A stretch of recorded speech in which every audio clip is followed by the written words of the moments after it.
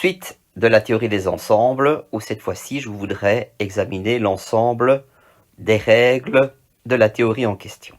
Que pouvons-nous dire? Déjà, revenons à ce qui avait déjà été découvert, c'est que si je prends l'ensemble A et que je cherche l'intersection de cet ensemble A avec son complément, eh bien, j'ai l'ensemble vide. Première règle. Une autre règle, c'est de savoir que si je fais l'union de A avec son complément, eh bien, fatalement, j'ai tout, j'ai l'ensemble universel. Ce que nous pourrions faire maintenant, c'est de voir ce qui se passe si on joue avec l'union et l'intersection, avec l'ensemble vide et l'ensemble universel. Qu'est-ce que nous allons pouvoir obtenir? Faisons A, inter, ensemble vide. Qu'est-ce que nous avons? Qu'est-ce qu'il y a de commun entre un ensemble et le vide? Pas grand-chose, il n'y a que le vide. Vous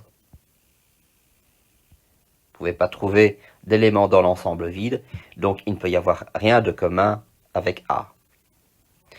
Qu'est-ce que vous pouvez avoir si vous faites l'union d'un ensemble avec l'ensemble vide? Vous avez un ensemble et vous ne rajoutez rien, vous avez l'ensemble lui-même. Qu'est-ce que vous avez si vous prenez un ensemble et que vous faites l'intersection de cet ensemble avec l'universel? Comme nous savons que A se trouve à l'intérieur de l'universel, ça ne peut être que A. Et quelle est l'union de A avec l'universel? Comme l'universel c'est tout, eh bien, vous trouvez l'universel. Il nous reste deux petites règles à voir. C'est ce qui se passe si on prend un ensemble et qu'on cherche l'intersection de l'ensemble avec lui-même. Ce qu'ils ont en commun, c'est le même aussi. Et si je fais l'union de l'ensemble avec lui-même, eh bien, j'obtiens également A. Voilà donc l'ensemble de toutes les règles lorsque nous n'utilisons qu'un seul ensemble. Nous allons maintenant voir ce qui se passe avec deux ensembles. Petit rappel pour commencer, l'intersection de deux ensembles. C'est rechercher ce qu'il y a de commun dans les deux, ça veut dire qu'on recherche ce qu'il y a dans A et également ce qu'il y a dans B. Je vais prendre une couleur verte et hachurer cette partie qui correspond donc à l'intersection de A inter B. Je vais aussi m'intéresser à l'union de deux ensembles. Alors l'union de deux ensembles, cette fois-ci, c'est prendre aussi bien les éléments de A que de B. C'est-à-dire qu'on peut très bien aller dans l'un que dans l'autre. C'est l'un ou l'autre.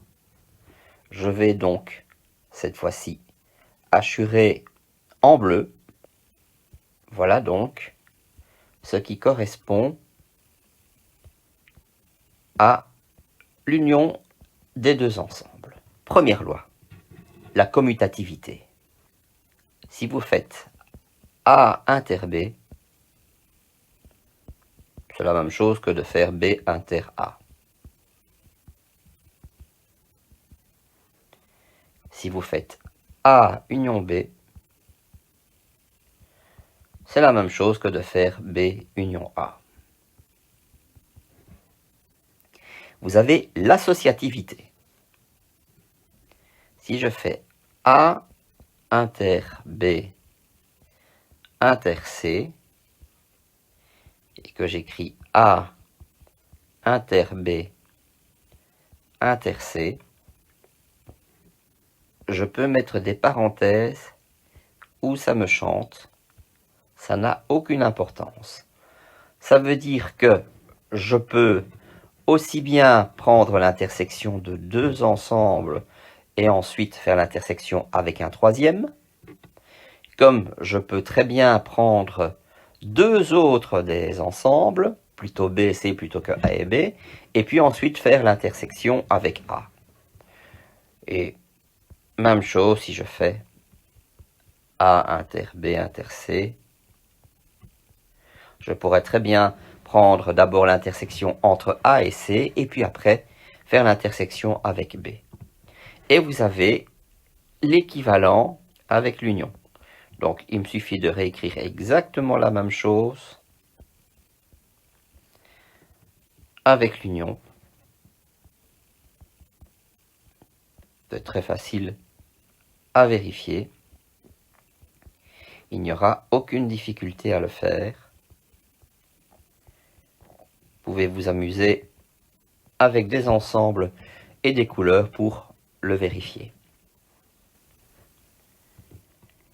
Règle très importante. Nous allons d'abord nous rappeler une règle que nous avons vue lors de la vidéo précédente.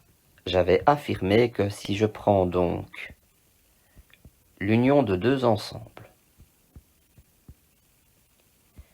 et que je recherche son complément, eh bien, le résultat m'était donné par l'intersection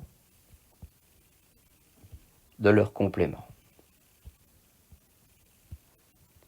Mais ce qui est vrai pour le passage de l'union vers l'intersection l'est également vrai dans l'autre sens.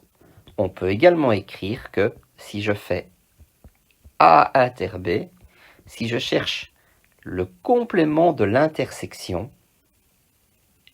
je vais constater que c'est égal à l'union des deux compléments. Ces deux lois sont ce qu'on appelle les lois de Morgan.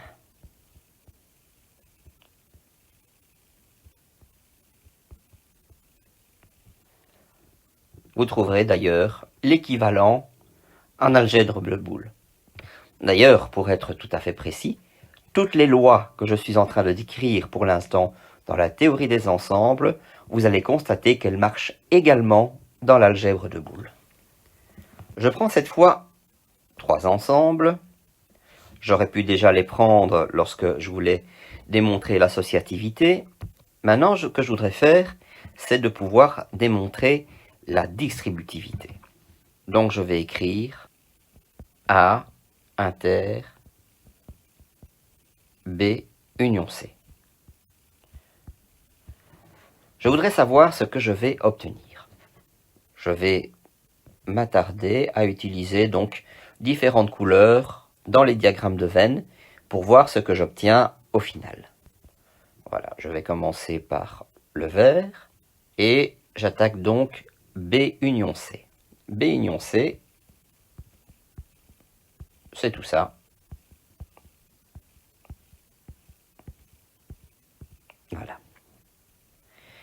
Et je voudrais faire l'intersection de A avec ce que j'ai trouvé. Bon, d'abord, je vais bien signifier que j'ai fait ça jusqu'à présent. Maintenant, je vais faire le final. Je vais faire A inter tout ça. J'obtiens cette zone-ci. Donc j'ai l'intersection de A et de B, et j'ai l'intersection de A et de C. Donc je vais répéter ce que je viens de dire. J'ai vu que j'ai l'intersection, donc si je regarde ici, ça c'est l'intersection de A et de C. Ça ici, c'est l'intersection de A et de B.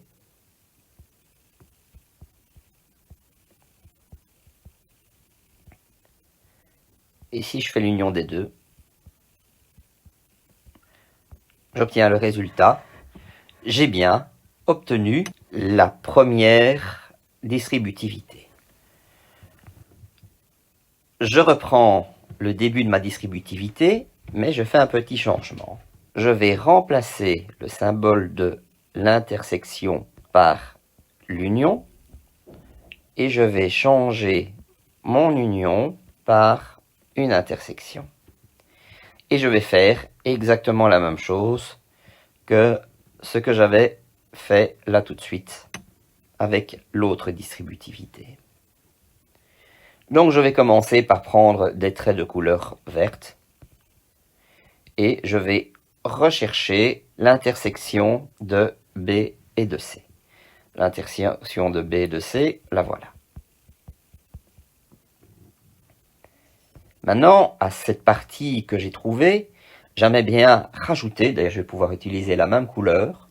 Je vais simplement prendre les traits qui sont dans l'autre sens, puisque je vais faire une union, ça va être assez simple. Je vais faire union toute cette partie-là. Donc je dois prendre tout A, tout ceci, et je vois que j'ai tout l'ensemble A avec un petit coin vers la droite qui correspond donc à B inter C. Je vais enlever la petite barre qui se trouve ici. Si je décide de rechercher, je veux vérifier que c'est bien égal à A union B inter A union C. J'aimerais bien le vérifier. Si je fais A union B, je vais prendre un trait qui soit d'une couleur assez pâle. Je vais voir, voilà, je vais prendre du jaune par exemple. Si je fais A union B, donc A union B, c'est donc tout ça. Je fais A union C. A union C, c'est toute cette partie ici.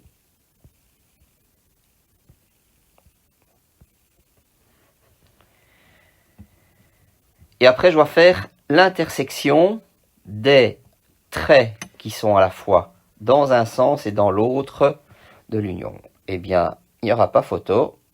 Si j'observe bien, je vois que j'ai bien des traits jaunes qui vont dans tous les sens dans cette partie ici. Également, ça continue jusque là. Je vais par là. Je vais par là. Donc, toute cette zone-là correspond au résultat que j'ai voulu tester à ce niveau-ci. Donc, j'ai bien pu démontrer cette loi. Donc, au final, je constate que il y a non pas une, mais deux distributivités possibles avec les lois intersection et la loi union, et qu'il suffit d'interchanger les unions et les intersections pour pouvoir passer donc d'une loi à une autre. Pour terminer, examinons encore, j'allais dire deux types d'opérations. Ce sera plutôt exact de dire un type d'opération ainsi que son complément. Alors je vais cette fois-ci partir à l'envers. Je vais commencer par assurer d'abord les zones qui m'intéressent. Donc cette fois-ci, je travaille avec deux partitions. Ces deux partitions vont être très reconnaissables. Nous allons avoir d'une part A-B, mais également B-A. Alors, comment est-ce que je vais écrire cela? J'ai donc la partie de gauche A-B, mais je sais ce que c'est. C'est A inter B bar. Ça, c'est la partition de gauche. J'ai la partition de droite. C'est A bar inter B. Eh bien, si je fais l'union de ces deux parties, je vais constater que j'obtiens alors à ce moment-là ce qu'on appelle la différence symétrique, que je note à delta B. Je peux connaître du coup son complément. Le complément, c'est A delta B bar. Alors, qu'est-ce que je peux prendre à ce moment-là? Ce sont les autres partitions qui restent. J'ai d'une part l'intersection. L'intersection, c'est A inter B. J'ai tout ce qui est en dehors de l'union, c'est donc A bar inter B bar. Et je peux faire l'union des deux. Voilà.